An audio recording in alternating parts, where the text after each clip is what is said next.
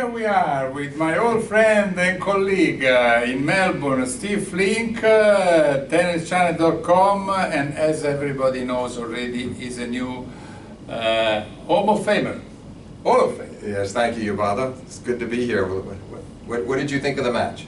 Well, you know, but I don't enjoy too much the sisters playing each other because it's like some atmosphere is lacking. I mean, I really see that the spectators don't really care if one is winning or the other one. Of course, they were a little bit more for the underdog, for Venus Williams, because I mean they probably all think that it can be the last chance for her to play a final. Right. But Serena got the 23rd Slam, the 7th Australian Open. She's now closer to Margaret Court. And what do you think of the match? No, I agree with you. There's an uneasiness in the crowd. The crowd is hoping that Venus can keep it close. They're hoping it'll be competitive.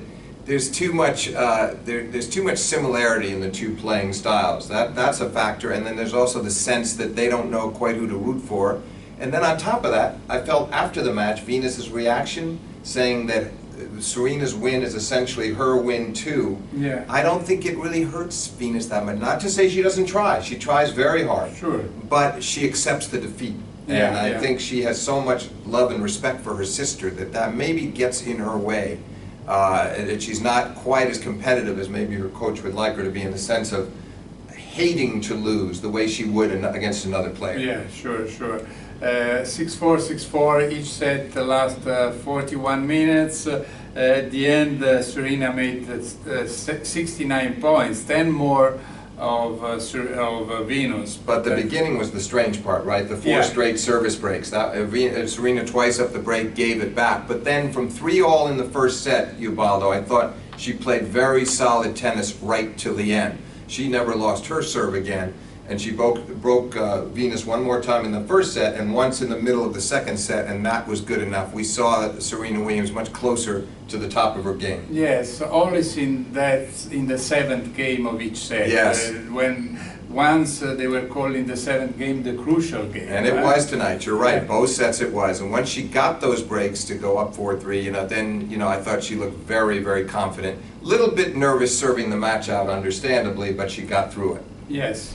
Anyway, 23 slams is a major achievement. She's again #1 in the world, and honestly, I've always considered her #1.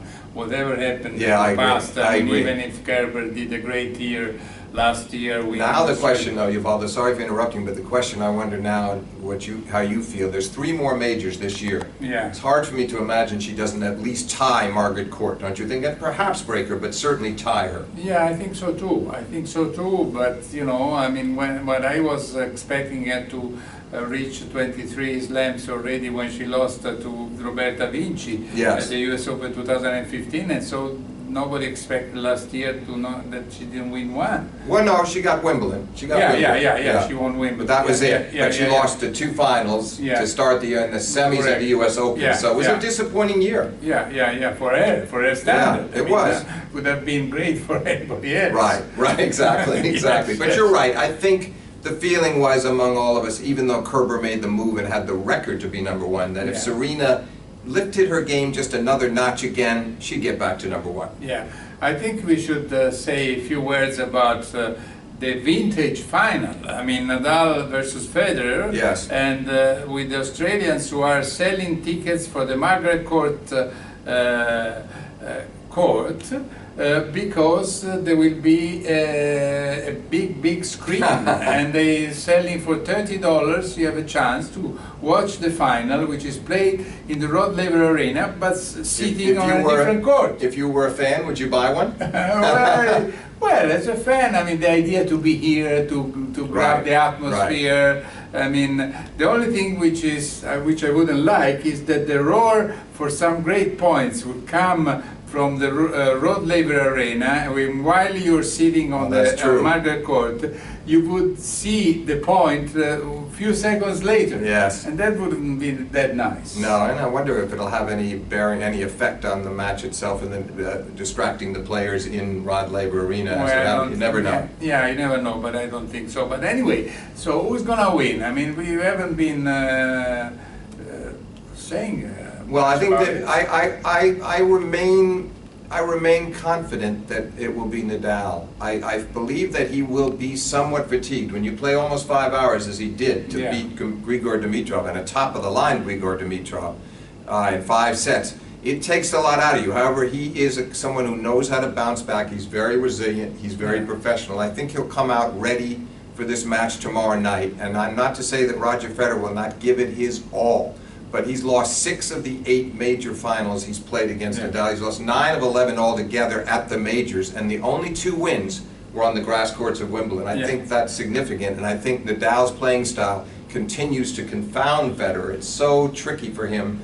He always has to hit high backhands. Nadal keeps serving to his backhand almost all the time, and Federer has trouble with the returns. They're just patterns that seem to work against Roger, as gifted as he is. Yes, I do agree with you. At the same time, I must say that I had the impression during last week that Federer was not very far from his best level, while in my opinion Nadal was missing many more forehands than he usually Well, we does. talked about that, and he has. He's no doubt he has continued to. I saw it first against Monfils to a degree, and then it continued again with Raonic, and even more so against Dimitrov. But he always comes back. He always keeps going for it. It seems like he will not give up on that shot. He will not get down on himself. And in the case of the Dimitrov defended so well that he sometimes frustrated Nadal. I don't know whether Federer can defend the court the way that Grigor Dimitrov did last night. Yeah, you're right. Well, we'll see tomorrow. We'll see tomorrow. Anyway, it was a great tournament, a great Australian Open, and believe it or not, also a great Steve. And last thing, your call. What's your call on the men's final? I say Nadal too. But, again. I wouldn't mind to see Roger Federer to win, to be honest. I mean, in a way, would be probably a better story because I think still, I mean, Nadal is 30 years old. He may have a chance to win Roland Garros, for instance, where I don't think Roger Federer can do it. So, in a way, for the history, for the legend, maybe would be a better story if Federer wins. But so your head says Nadal and your heart says Federer. Maybe so. See you tomorrow. No, yes, we see you tomorrow. We'll be back. Bye-bye.